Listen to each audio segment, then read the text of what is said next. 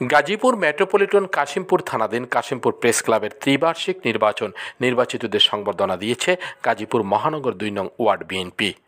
গত ৩০শে ডিসেম্বর অনুষ্ঠানে সভাপতিত্ব করেন মোহাম্মদ হাফিজ খান, সিনিয়র সহসভাপতি ২ নং ওয়ার্ড বিএনপি।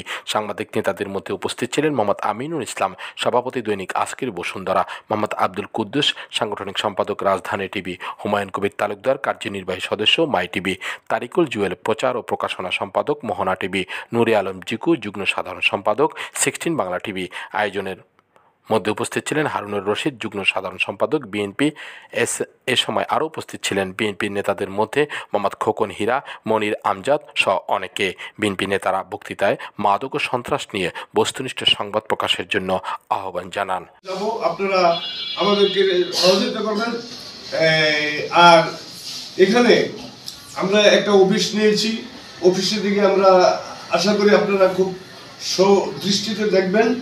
কাজ করতে হবে, বিশেষ করে 3টা শ্রেণীকে, এক পুলিশ, সাংবাদিক এবং রাজনীতিবিদ নেতারা, নেতাকর্মী, তিন ঢাঙ্গাটি স্পট, ক্যারাম বোর্ডের ভিতরে জুয়া, ওপেন জুয়া চলতেছে, একটা কুয়াবে চলতেছে। যারা আসি তারা সুশিক্ষায় শিক্ষিত এবং আমরা এই সাবজেক্ট নিয়ে জার্নালিজম সাবজেক্ট পুস্তক আমাদের পড়তে হয়, আমরা এই সাংবাদিকতার পেশায় আসতে। 16 বাংলা টিভি, চট্টগ্রাম।